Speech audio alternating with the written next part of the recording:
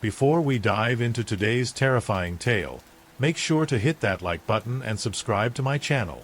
Don't forget to click the bell icon so you never miss a spine-chilling story. Let's get into it. Shadows in the sand. The drive to the beach was like any other we've ever taken together.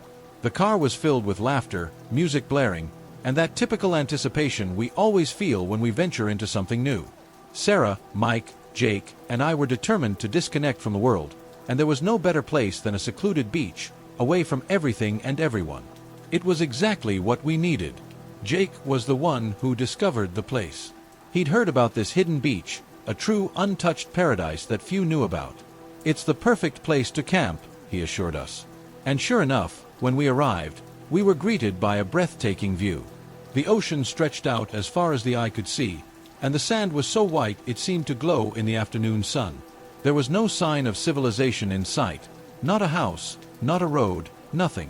Just raw, untouched nature. But there was something about the place that made me uneasy from the start. Maybe it was the eerie silence, or maybe it was the way the shadows of the trees stretched across the sand, creating shapes that moved in the breeze. Jake mentioned an old legend about the area, something about ghosts that roamed the beach, but no one paid much attention to it. Sarah laughed, saying they were just stories to scare tourists. Mike agreed, and I tried to go with the flow, but something was nagging at me. As the sun began to set, we set up our tents near a small hill of sand, where we would be sheltered from the wind. The campfire Jake had built quickly became the focal point of our attention, casting a comforting orange glow as the sky darkened. We tried to relax, making small talk and reminiscing about past trips, but for some reason, my mind kept wandering. I looked out at the horizon, where the sea and sky merged into an endless blackness. The vastness of the ocean always made me a little nervous, but that night, the feeling of unease was stronger. It was as if something was watching us, waiting, but there was nothing there. Just the wind and the soft sound of the waves crashing against the shore. I tried to push those thoughts away. After all, we were there to have fun, to escape the pressures of everyday life. But no matter how much I tried to convince myself that it was just my imagination, that feeling of unease persisted, like an invisible weight hanging in the air. The shadows of the trees seemed to move a little faster than they should, and the wind blew with a whisper that almost sounded like a voice. The night was just beginning, and something told me that the real challenge would be surviving whatever was hiding in that darkness. Night fell suddenly, like a heavy veil that blotted out the world around us. The darkness was different here, more dense, more suffocating. The campfire, which had once seemed so welcoming, now cast shadows that danced eerily around us. We were all huddled around the fire, sharing scary stories, laughing, and trying to scare each other. But inside, I felt something was wrong. As Sarah told a story about a vengeful spirit, my attention was drawn away. There, at the edge of my vision, something moved. It was a shadow, swift and silent, gliding across the sand, always out of reach of the firelight. I looked closer, trying to see more clearly, but when I focused my eyes on the darkness, there was nothing. Just the black expanse of the beach. I turned my attention back to the group, trying to shake off the feeling of unease. It must have just been my mind playing tricks, the result of listening to scary stories in an isolated place. But even so, I couldn't ignore the uneasiness growing inside me. The night was getting colder, and the wind blowing in from the sea seemed to bring with it something dark and unknown. The conversation around the campfire continued, but I could barely concentrate. My hands began to sweat, and I found myself gripping the sand floor tightly. Every now and then, I saw another shadow move in the corner of my eye, but whenever I tried to focus, it disappeared. It was as if something was surrounding us, playing with our minds. When we finally decided it was time to sleep, I felt a temporary relief. Mike was the first to get up, stretching before putting out the fire. But as he looked out at the sea, his expression changed. He frowned and stood still, as if trying to make sense of something he saw. "What's wrong, Mike?" I asked, my voice sounding more strained than I expected. "I don't know. I think I saw someone near the water," he replied, never taking his eyes off the ocean. "A dark figure." The group fell silent. Sarah laughed, but it was forced. "It must have been a shadow, Mike. Or maybe an animal." Jake, ever the skeptic, suggested we go over and check it out. I hesitated, But I didn't want to seem like a coward. We all grabbed our flashlights and headed toward the water's edge. The sound of the waves grew louder as we got closer, but there was something unsettling in the air, something I couldn't quite put my finger on. When we reached the shore, we shone our flashlights on the sand. What we saw didn't make sense. There were footprints, yes, but they led straight into the sea and disappeared into the water. They looked fresh, as if someone had been there just before we arrived. "That's weird," Sarah said, now visibly uncomfortable. No one had an explanation for what we were seeing. We stood there in silence for a moment, trying to make sense of it. Finally, Jake shrugged and suggested we head back to camp. Reluctantly, everyone agreed. We returned to the tents, but the mood of the group was visibly shaken. No one mentioned the footprints, but it was clear that everyone was thinking about them. I lay down in my sleeping bag, but sleep would not come. Every sound, every whisper of the wind, made my mind imagine the worst. Whatever Mike had seen, whatever had left those footprints. I didn't know what it was, but I was sure it was still out there, in the shadows, waiting. And so the first night on the secluded beach passed, not in tranquility, but in a constant state of alert. We knew something was wrong, but we didn't yet understand the gravity of the situation. I could only hope that daylight would bring some relief. But deep down, I feared that the real nightmare was just beginning. The second day passed in a blur, everyone pretending that the previous night had never happened. We tried to move on, exploring the beach, swimming and talking as if nothing was wrong. But deep down, I knew that something had changed. It was as if a shadow was hanging over us, an invisible presence that wouldn't leave us alone. When night fell again, the air felt heavier, almost suffocating. The campfire was lit, but its light seemed dim, unable to dispel the darkness that surrounded us. The wind that had previously brought a comforting sound from the sea now sounded like a whisper, a low laugh that I couldn't identify. It was as if nature itself was conspiring against us. We sat around the campfire, in silence, each of us lost in our own thoughts.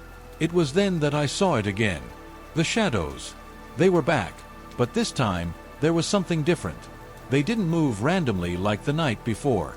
They danced around us, circling slowly, always out of reach of the light. And it was as if they were watching us. Jake was the first to notice. "Do you see this?" he whispered, his voice shaking. We all looked around, and the truth was impossible to ignore. The shadows were there, and they were moving strangely, almost as if they were coordinated, following an eerie pattern that only they knew. "This isn't normal," Sarah said, her voice now thick with fear. "This can't be real." But it was real. We could see it, feel it. The shadows were slowly approaching, like predators toying with their prey. Panic began to spread through the group. Mike stood up abruptly, looking around like a cornered animal. "We have to get out of here. Now." That's when the fire went out. There was no strong wind, no breeze that could explain it. It just went out, plunging us into total darkness. The scream that escaped Sarah was piercing, and I felt a chill run down my spine. Jake tried to turn on the flashlight, but the light flickered and flickered, as if something was draining its energy. "Stop the car!" "No!" I yelled, my heart pounding frantically. There was no time to think. Everyone started running in the direction we thought the car was parked. But the faster we ran, the more confused we became. The path we had taken to get to the beach looked different, as if the terrain had changed. The trees, the dunes, everything was out of place. "This way!"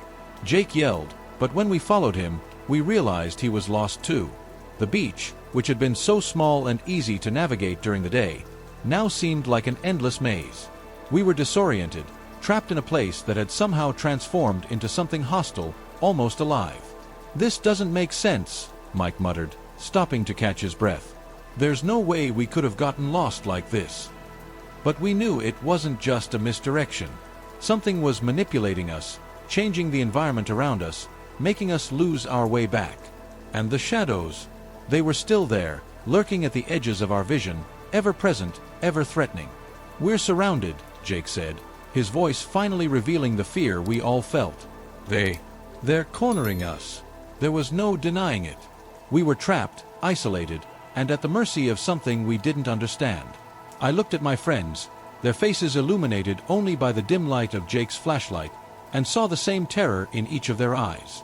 Whatever was in those shadows, it wasn't just watching us. It was toying with us, slowly pushing us toward despair. And deep down, I knew the night was far from over. The real terror was yet to come, and there was no escape. The game of nerves had begun, and we were merely pawns, thrown at the mercy of a force we could not overcome. We ran back to the tents as if that would protect us.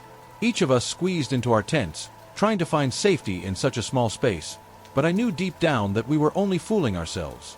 The thin canvas would not be able to protect us from anything that was out there.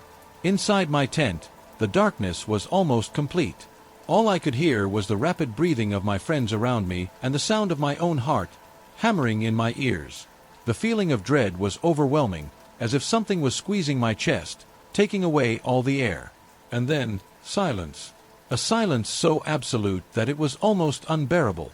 I wanted to scream, to break that emptiness, but the fear of drawing those things closer kept me silent. I could hear the whispers of the leaves outside, the soft rustling of the sand, and nothing else. The shadows were there, I knew. I felt their presence, getting closer and closer. A low, almost imperceptible sound made my skin crawl. It was footsteps. Slow, measured footsteps circling the tents. I held my breath, trying not to make a sound, but the terror was so great that it was impossible to control the trembling in my hands. The footsteps were getting closer, and then I saw them, through the thin canvas of my tent. Shadows, but no longer mere blurs. They had formed now, vaguely human contours, but distorted in a way that made me sick. They were skeletal figures, bent unnaturally, as if their bones had been broken and put back together wrong. I couldn't look away, mesmerized by the absolute horror that was unfolding just inches away from me. The shadows moved slowly around the tents, like predators studying their prey. Each movement was meticulously calculated, as if they were waiting for the right moment to strike. Time seemed to stretch out indefinitely, each second a new test of my frayed nerves. And then I heard the voice. A familiar but distorted voice cut through the silence like a knife. "Jake, come here, help me." It was Mike's voice, but it was wrong. It was as if someone was trying to imitate his voice, but didn't fully understand what a human voice was supposed to sound like. It was cold, emotionless, a grotesque parody of the real Mike. "Jake," the voice repeated, this time closer, almost next to my tent. My heart raced, and I could hear Jake whispering desperately in his own tent. "This isn't real. It can't be."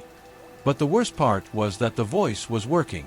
I could hear Mike moving inside his tent, hesitant, as if he were about to leave.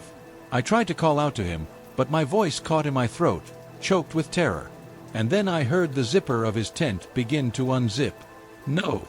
I finally managed to scream, but it was too late.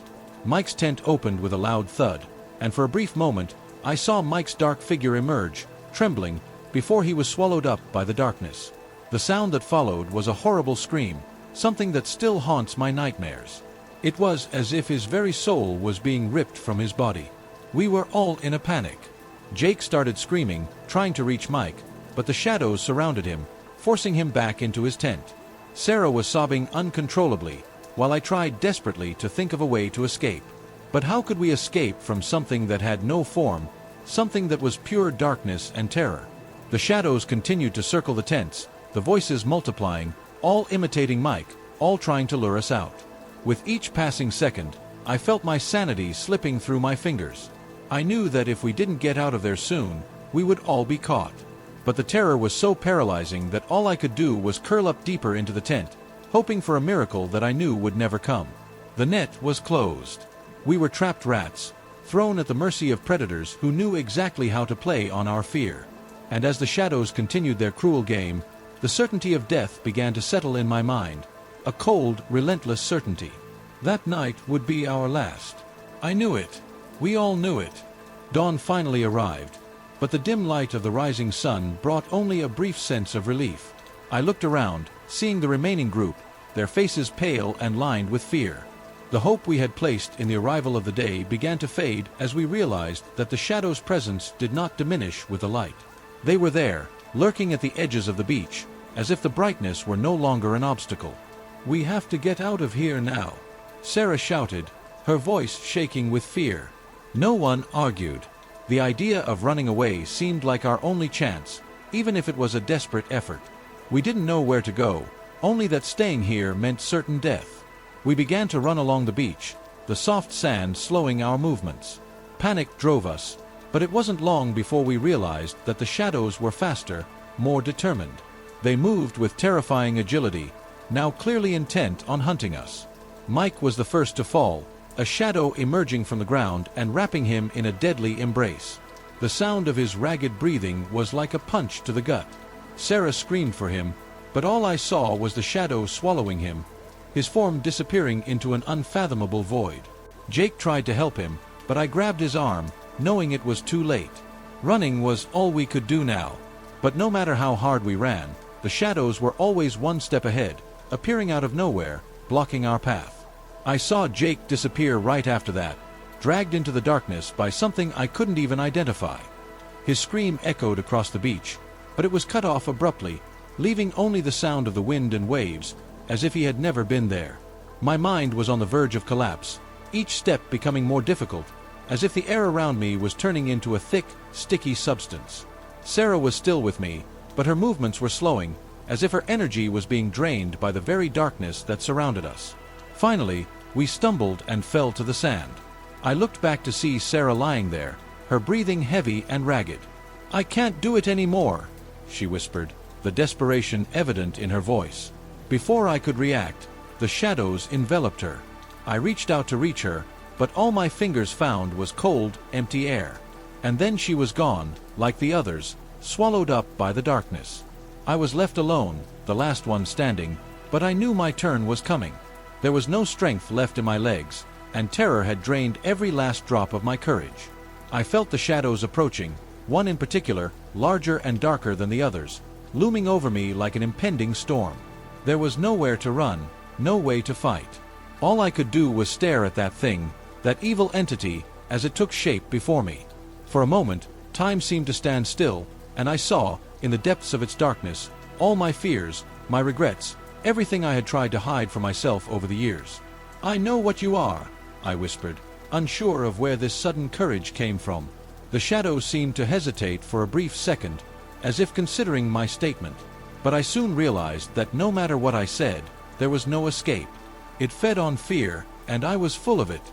As the shadow swooped down on me, a wave of cold washed over me, as if I were being dragged into a bottomless abyss. I fought it with all my remaining strength, but there was no way to win. I was being consumed, piece by piece, until all that was left was empty darkness. And then, the world disappeared. What happened next, I cannot say for sure. All I know is that somehow I became part of that beach, a shadow among the shadows, patiently awaiting the arrival of the next group of reckless friends, so that the cycle of terror could begin again. The whisper of the waves.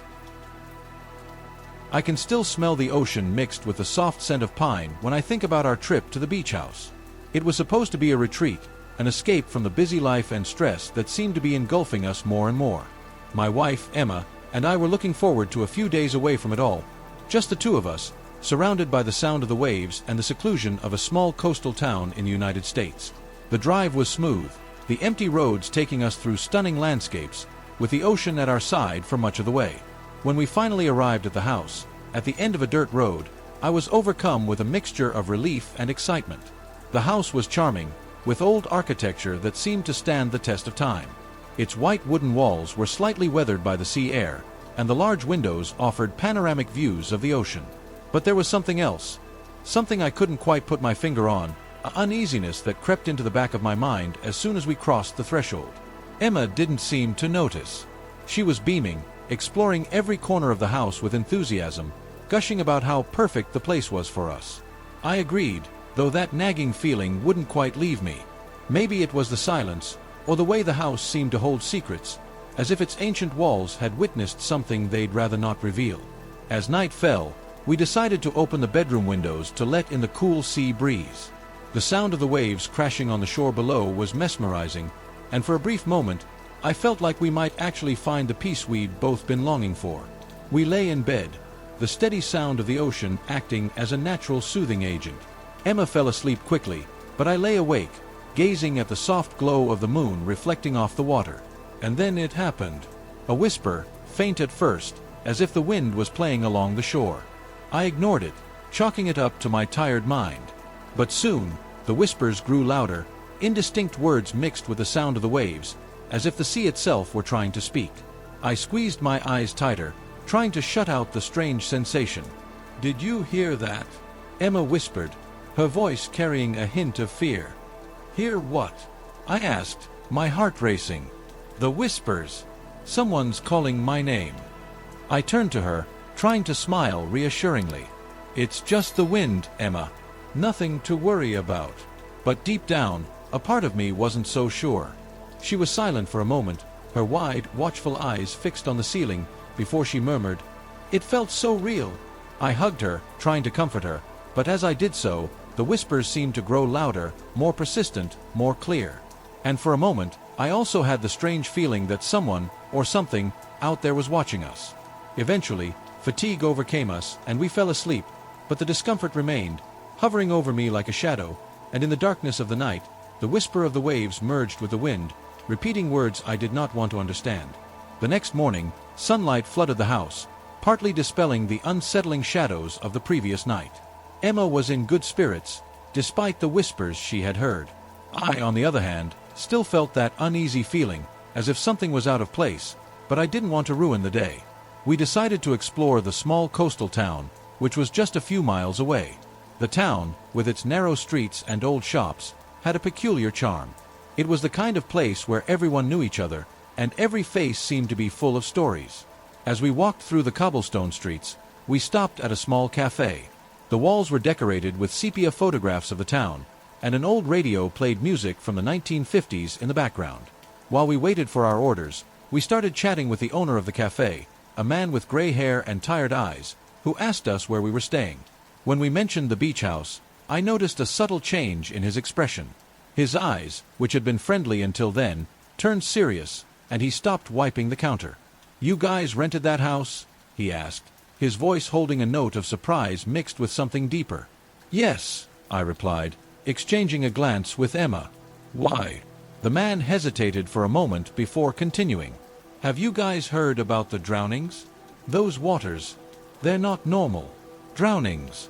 The word seemed to resonate in my mind, bringing back a vague memory of the discomfort I'd felt since we arrived. Emma looked at him with curiosity and concern. "What exactly happened?" she asked.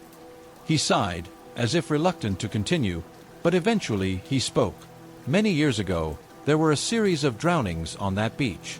Young people, mostly. They were all found near the house where you are staying, and no one knows exactly what happened.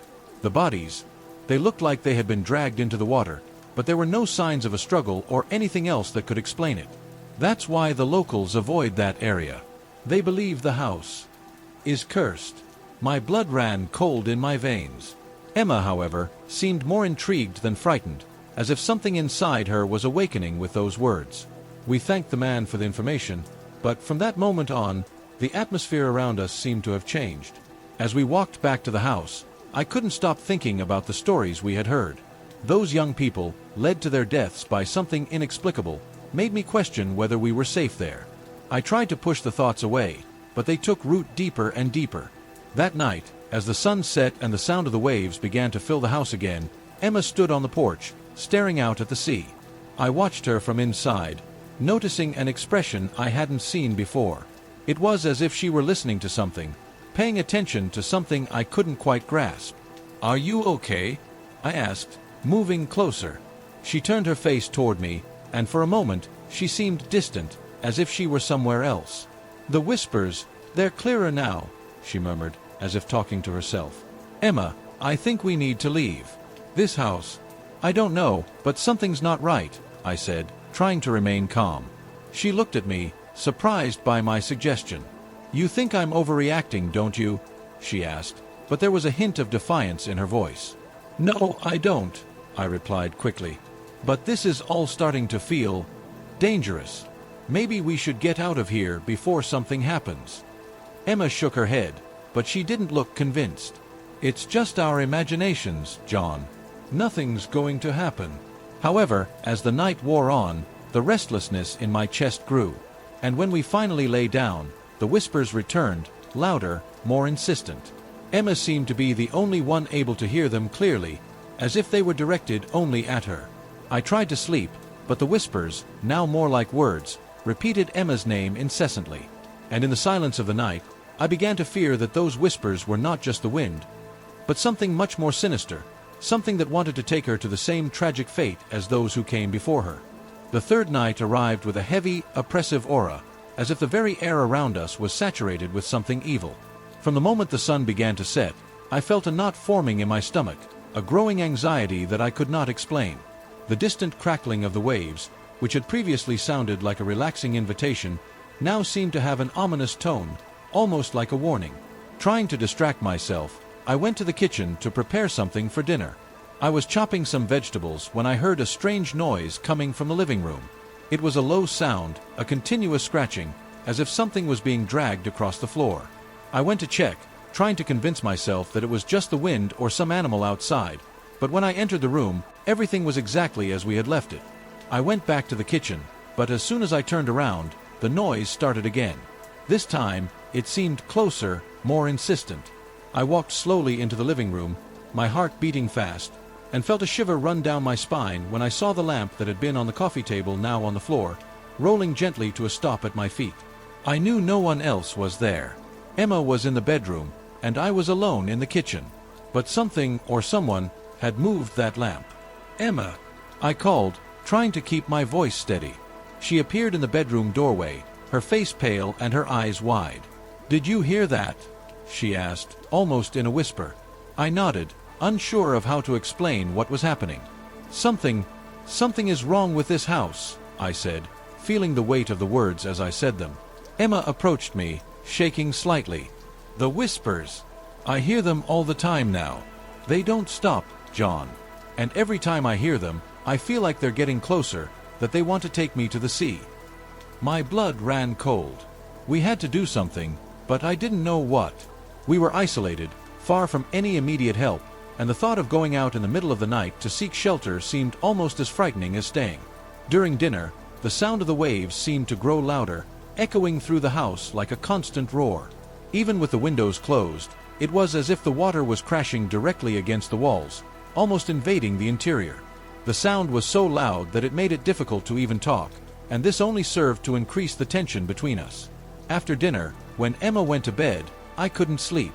I stayed awake, surfing the internet for more information about the house and the drownings. At some point, I came across a series of old articles written by a local journalist who had investigated the deaths. What I found was disturbing. All of the victims had one thing in common. In the days leading up to their deaths, each of them reported hearing whispers coming from the sea, calling their names, just as Emma was experiencing. Most of them were found in the morning, drowned, as if they had been lured out to sea in the middle of the night. And the scariest part, all of these people had stayed in the same house as us. The connection was undeniable, and the fear I felt that night was overwhelming. I needed to get Emma out of here, but she was becoming more and more obsessed, almost hypnotized by the sea. The next day, she spent hours on the beach, staring at the waves, as if in a trance. When I tried to talk to her, to persuade her to leave, she just shook her head. "They want me to go to them, John. I can hear them calling me. They say I have to go. Emma, this is crazy. We have to get out of here now." My voice came out harsher than I intended, but fear was consuming me. She looked at me, and for a moment, she didn't seem like the same person anymore. There was something strange in her eyes, something that made me recoil. "I can't, John. I need to know what they want." Desperately, I began to plan a way to get her out of here, even if it meant to be by force. But deep down, I knew that with every passing minute, she was being taken closer to what awaited her in the dark waters. And deep down in my heart, I feared that it was already too late to save her. The nights that followed were pure hell. I tried everything I could to keep Emma away from the beach, but the pull seemed to grow stronger and stronger. Each night, the whispers grew louder, clearer, almost as if they were inside the house, surrounding her, calling out to her. Emma's gaze, once full of life, was now empty, as if she were being sucked into a place where I could not reach her. That night, I was awakened by a sound that had become all too familiar, the whispers. But this time, they were not just distant murmurs. They were clear, almost human voices, whispering Emma's name like a mesmerizing chant. I turned over in bed, but she was not there. Panic seized me, and I jumped out of bed, running through the dark house. I found her in the living room, standing at the window, staring out at the sea. The moonlight illuminated her face, and I saw that she was silently crying. "Emma, go back to bed," I said, trying to sound calm, but my voice was shaking. She didn't move, didn't even blink. "They're out there, John, waiting for me. I can hear them more clearly now." My heart raced. "Emma, this isn't real. You have to fight it. Don't let these things take you." She finally turned to me, and what I saw in her eyes almost made me lose my courage. She was exhausted, as if she were fighting a battle she already knew she was losing. "I try, John, but they pull me in, every night. I dream of them again, of the drowned victims. They're in the depths, waiting for me. I don't know how much longer I can hold out." I knew I couldn't leave her alone, but at the same time, it was clear that I needed help. The next day, I decided to seek out a local who had mentioned being familiar with the stories about the house and the mysterious drownings. The man, named Elias, was a retired fisherman who had lived in the town for decades. When I explained the situation, he looked at me with a somber expression. "You shouldn't have stayed in that house, son," he said, his voice grave. "Those waves, they're cursed. The people who died there, they didn't leave in peace. Their spirits are trapped, and they dragged the living down to share their fate. How can I stop this? How can I protect my wife?" I asked, trying not to sound desperate. Elijah sighed, as if there was no easy answer.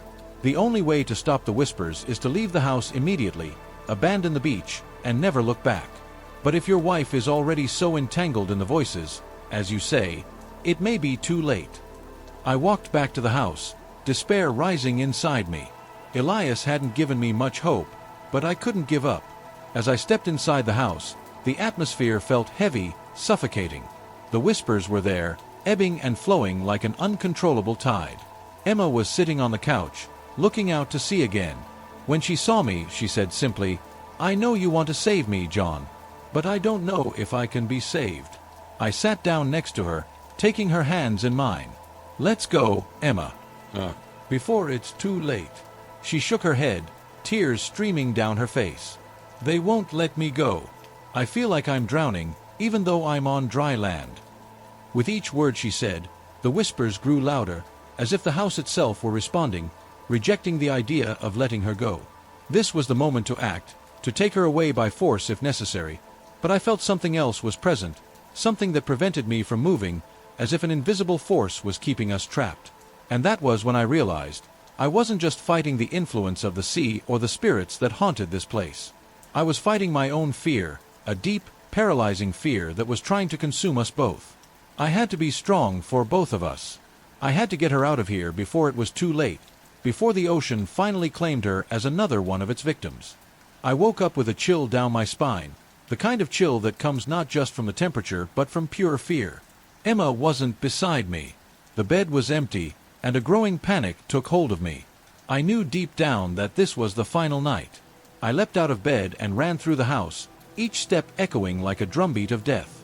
The windows were wide open, and the salty sea breeze filled the room, bringing with it the whispers that were now screams, calling her name over and over. When I reached the front door, I saw Emma walking toward the beach, barefoot and in her nightgown, her steps slow and purposeful. I ran after her, my heart pounding so hard I thought it might burst at any moment. "Emma, stop! Please come back!" I screamed, but my words were carried away by the wind, as if the air itself were conspiring to silence me. The tide was high, the waves crashing violently against the sand, but she kept moving forward, as if nothing else mattered. As I reached the water's edge, I felt a force holding me back, something invisible but powerful, seemingly rising from the depths of the ocean. It was as if the sea was alive, conscious, determined to claim its next victim. I struggled against the tide, trying to reach Emma, but each step became more difficult. The waves crashed against me, and I could barely keep my eyes open as the salt water blinded me. It was then that I saw the figures. Pale shadows, distorted by time and suffering, emerged from the water around Emma, surrounding her. They were the previous victims, those lost souls the ocean had consumed. They grabbed her, their translucent hands pulling her under, and I screamed, feeling a desperation I never thought possible. "Emma, fight! Don't let them take you!" But as I looked into her eyes, I knew it was too late. She was no longer there. The Emma I knew had been consumed by the whispers, by the voices calling out to her, and now she was just a shadow of what she once was. In a last desperate act, I dove into the water, trying to reach her, but the invisible forces held me back, pushing me back, as if the sea itself was determined to keep me away. I watched Emma sink, her body being swallowed by the dark waters, until she disappeared completely, swept away by the depths. When I finally managed to free myself, it was too late. The water was calm, as if nothing had happened, but the silence was deafening. I fell to my knees on the sand, my body shaking, tears mixing with the salty water that ran down my face. The sun began to rise on the horizon, dyeing the sky with colors I could not appreciate. I was empty, defeated. And then, in the midst of that silence, I heard it. The whispers, now no longer calling Emma's name, but mine. The voices surrounded me, soft, almost comforting, but filled with a dark promise. I knew in that moment that I was doomed. Like all the other victims, I too would be drawn into the sea. I was trapped in this endless cycle of terror, unable to escape the fate that now awaited me. And as the sun rose in the sky, I sat there on the beach, waiting, knowing that soon, I too would be swallowed by the waters, becoming just another shadow among so many. The disappearance at dusk. It was supposed to be a perfect day, the kind of day that you remember as one of your happiest moments. My wife, our little Ethan, and I decided that a trip to the beach would be the perfect escape from our routine. The sun was shining, the sky was cloudless, and the gentle ocean breeze seemed to embrace each of us. Ethan's laughter as he ran across the sand was the purest, most joyful sound I have ever heard. Our little Ethan, only 5 years old, was beaming. His eyes were bright with excitement as he ran into the ocean, the cold water lapping at his feet and making him flinch, only to try again, laughing as if the ocean were his new friend. Meanwhile, my wife and I were busy setting up the picnic.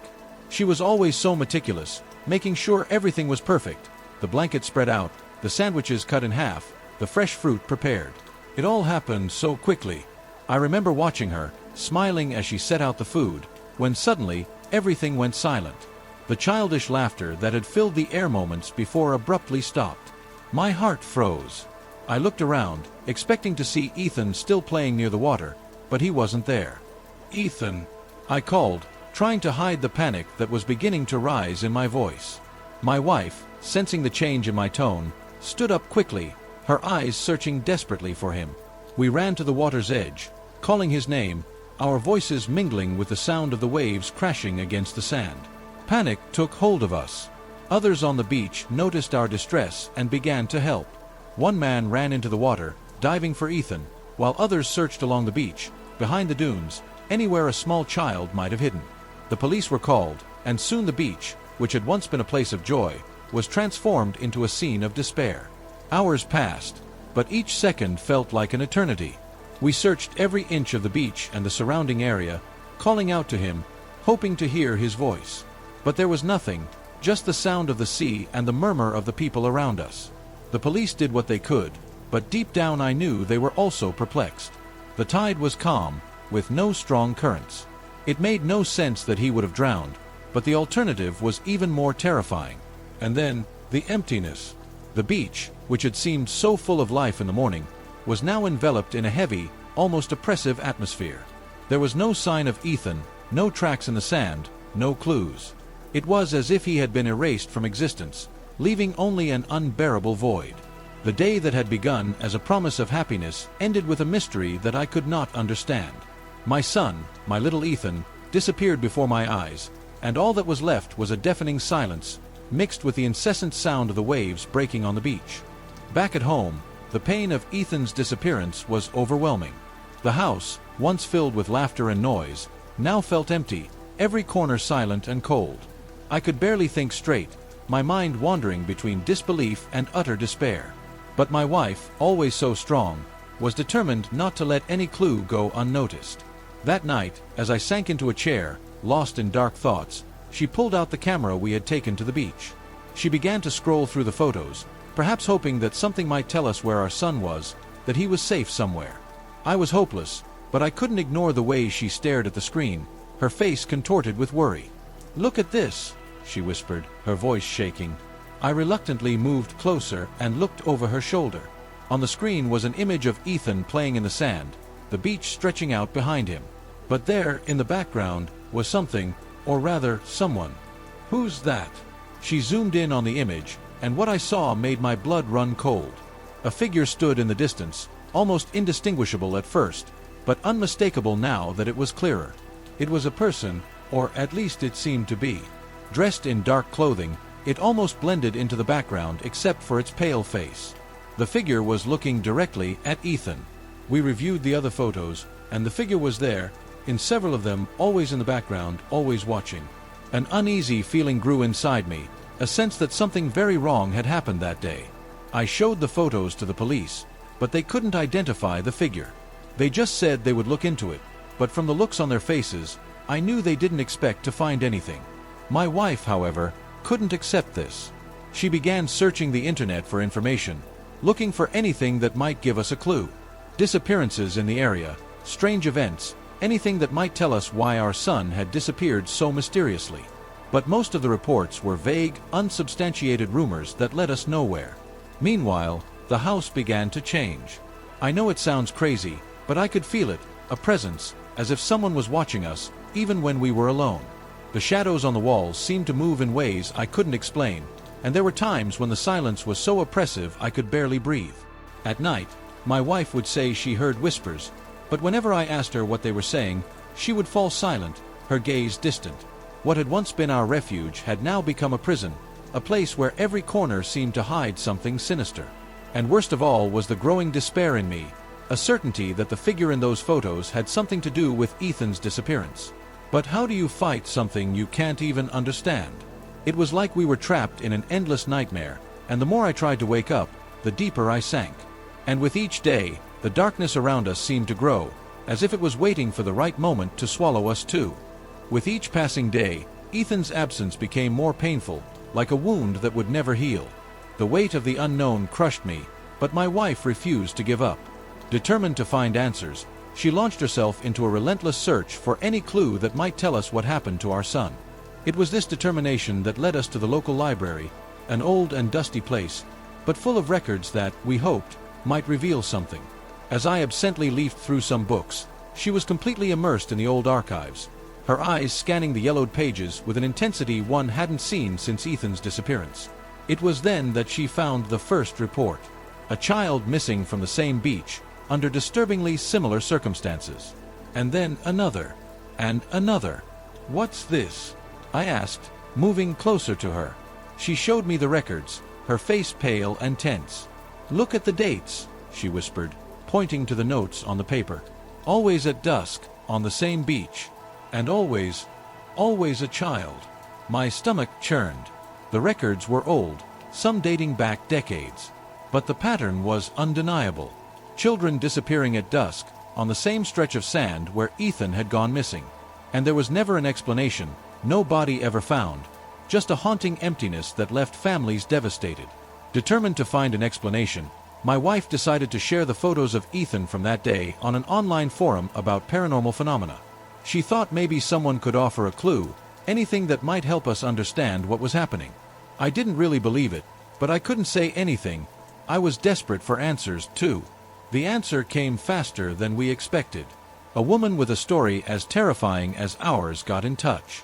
Her son had also disappeared, on the same beach, almost 20 years ago. And most disturbing of all, before her son disappeared, she had also noticed a strange figure in the background of several photos she had taken that day. The same figure that had appeared in our photos, always looking in the boy's direction, as if he knew exactly what was about to happen. This revelation was like a punch in the gut. My wife and I spent hours trying to process the information, but all we could come away with was a growing sense of horror. The figure in the photos was not just a coincidence. It was a common denominator in every missing person case we had uncovered. A terrifying constant, like a shadow that haunted these families without mercy. The more we investigated, the more it became clear that this pattern had no solution. No one could explain what was happening. There were no concrete leads, only horror stories whispered among families who had been through the same hell. And worst of all was the feeling of helplessness. The realization that we were dealing with something far beyond our comprehension, something we could not face or defeat. The figure in the photos was a harbinger, a dark warning of what was to come. But no matter how hard we tried, there was no way to undo what had happened. The darkness that had taken Ethan was beyond our reach, and with each new detail we learned, the hope of finding him alive faded a little more. The only thing left was fear, growing inside us like a living presence, growing stronger, more sinister by the minute. Days turned into weeks, and the search for answers became the only reason I still got up each morning. Ethan's disappearance was no longer just a painful void. It was an obsession that consumed every thought, every moment. My wife dove head first into the investigation, determined to find out who the figure in the photos was, the specter that seemed to be stalking Ethan and all the other children who had disappeared that evening. The first step was to contact the families of the missing children. Each meeting, each story shared, felt like an echo of our own nightmare. We visited old homes, spoke to traumatized people, and each encounter revealed a dark pattern that fit perfectly with our own experience. But the identity of the figure remained a mystery. I returned to the beach again and again, driven by a sense of desperation that I could not explain. Each visit was shrouded in a haze of fear and paranoia. The waves crashed with an almost threatening violence, and the evening seemed to mark the beginning of a countdown to something terrible. My mind was torn between hope and terror. I began to have dreams that were, in some ways, more real than anything I had experienced during the day.